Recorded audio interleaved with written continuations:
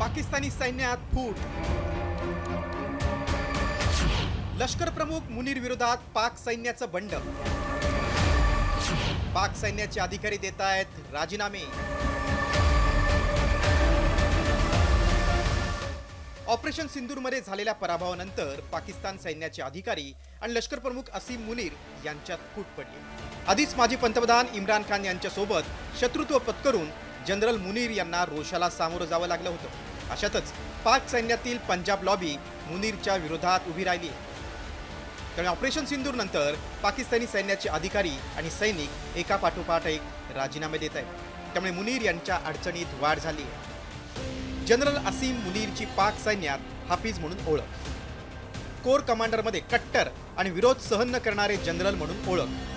पंजाबी आणि पश्तून पठाणांच्या दृष्टीनं मुनीर हे मुहाजीर म्हणजेच स्थलांतरित आहे. 1947 मध्ये पंजाबमधून मुनीरचे वडील सय्यद यांचं पाकिस्तानात स्थलांतर. मुहाजीर टॅगचा मुनीरला राग आहे. मुहाजीर टॅग मिटवण्यासाठी मुनीरच्या भारताविरोधी कारवाया असतात. माजी लष्कर प्रमुख जावेद बाजवामुळे मुनीरची प्रगती झाली. माजी पंतप्रधान इम्रान खानला सत्तेतून पायउतार केल्याचा मुनीरवर आरोप आहे. ऑक्टोबर 2018 मध्ये ISIचे प्रमुख म्हणून नियुक्ती. पुलवामा हल्ल्याच्या वेळीही असीम मुनीर ISIचे प्रमुख होते. जनरल मुनीरच्या विरोधामध्ये पाकिस्तानी सेना होती आणि सिनियर ऑफिसर्स होते, कारण त्यांनी अनेक ऑफिसर्सला सुपरसीड करून सेनाध्यक्ष पदावर विराजमान झाला होता. त्याच्यामुळे त्याच्याविरुद्ध असंतोष होता.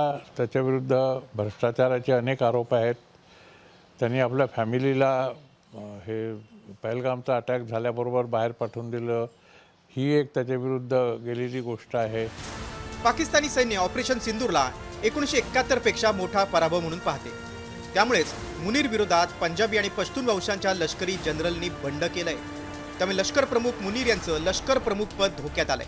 भारतासोबत युद्धाचं स्वप्न पाहणारा मुनीर जेव्हा आपल्याच सैन्यांकडून चोहूबाजूनी घेरला गेला तेव्हा त्यानं शस्त्रसंधी करणंच योग्य समजलं. मात्र पाक सैन्याच्या फुटीनं मुनीरसह पाकच्या लष्करालाही भारताच्या हल्ल्यानं धडकी भरली आहे हे निश्चित. ब्युरो रिपोर्ट, साम TV न्यूज.